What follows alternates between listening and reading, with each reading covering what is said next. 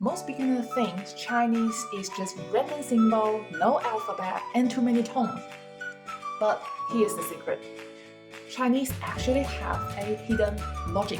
Once you see it, it's like building with Lego. You learn the pieces and all of a sudden everything makes sense. Let me show you what that means. Okay, let me give an example.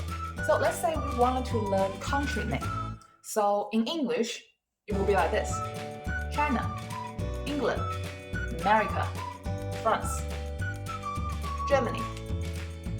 However, if you learn Chinese, for those words, it will be like this.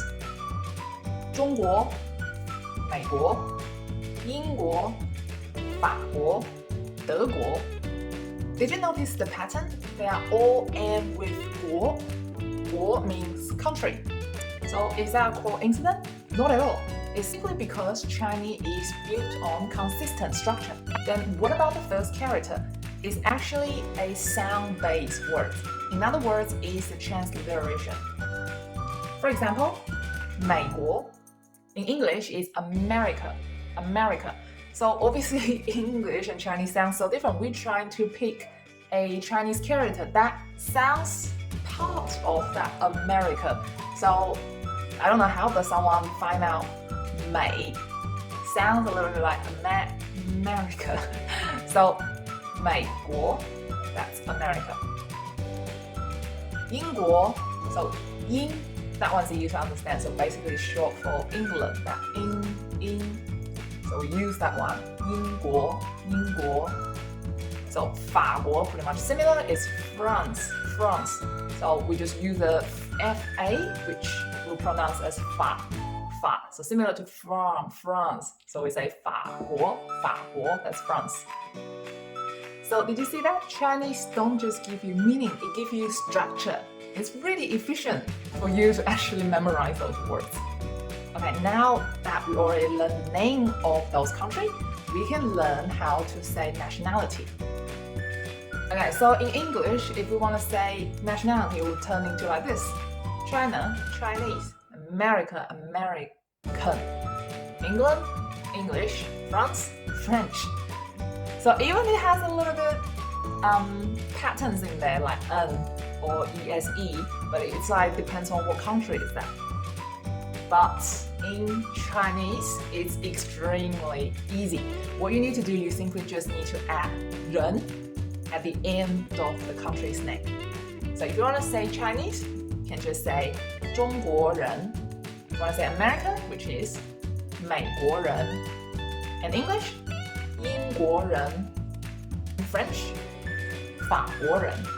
Did you see that? It's really easy. Once you learn one block, and then you can start to combine with all the other one. You build another Lego. So one of the most fascinating and learner-friendly aspect of learning Chinese is the modularity. So what is modularity? So modularity means Chinese is built on those reusable, interchangeable parts. It's like Lego block. So each part, we call it character or words, has its own meaning. So you can literally combine them with all the different other parts to form a new meaning in a predictable way. In other words, most Chinese words follow a pattern, which is modifier plus core word. So modifier describe detail while core word is the main idea, or we say category. Use the example that we just described earlier. So 英国, 美国, 法国. So 国 is 国家, so that's a category. So the words before like 英, 美, 法 basically give a detail. So let me give you another example. Let's take meal as an example. So meal in Chinese is 餐 or 饭. So if you want to say breakfast, lunch or dinner, you simply just add the time of the day in front of 餐 or 饭. So I assume most of you know these three words. 早上, 中午, 晚上. So therefore, if you wanted to say breakfast, what do you need to do? You take 早 from 早上 and you combine with 餐 or 饭. So the new word is 早餐 or 早饭. So that means breakfast. So if you wanted to say lunch, we take 午 out of 中午 and then we combine with 餐 or 饭. So lunch is 午餐 or 午饭. The same thing if you want to say dinner, we take 晚 from 晚上 and then we add it with 餐 or 饭 and then we become 晚餐 or 晚饭. So now you can see for those words 早餐早饭 午餐午饭 晚餐晚饭. So all the words 餐 or 饭 is literally the core words. When 餐 午 晚 is literally give you the detail, right? The detail of the time, so you know what meal is that. Now that we have already know the word 饭, we basically unlock a lot of related words about 饭. For example, 吃饭, that means have meal. Or 饭店, that means restaurant, because 店 is shop. So the shop that you can eat is restaurant. And the funny thing is, now you unlock 店, you know that is a shop. And then you can combine with something else. For example, 商店. So 商 is business. So 商店 usually basically just means normal shop. We call it 商店. And now you know the word 商. You can combine it, for example, with 人, which we just learned before, and that become 商人, which is businessman. So I can keep going on and on and on, but I think you get the idea.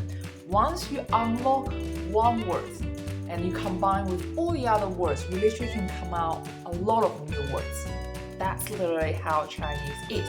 So Chinese is just not about memorization, it's about recognize those patterns. So once you recognize those patterns, it started to building up itself. Okay, the reason why I tell you about this is because knowing this logical structure of Chinese, it actually will help you to learn faster. So rather than just memorize those random words, you actually memorize a formula. Okay, so to sum up, Chinese is not just some random words, it's actually beautiful, organized. Once you stop memorizing those random words and recognize the pattern, you are not only find out that Chinese is easy, but also it's really interesting. In today's video, I explained to you that Chinese is a really structured language, which makes learning easier. If this one blew your mind, then you're going to like the next video I'm going to make. So the next video is about how easy Chinese grammar is.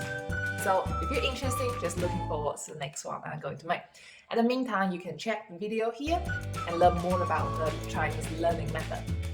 So if you think this video is helpful, please do me a favor, give a like so that more students can find it. And also if you'd like more lessons about Chinese learning, just subscribe and hit the notification bell so you wouldn't miss any single episode. Okay, thank you guys, that's today's video and thank you for watching and I will see you next time.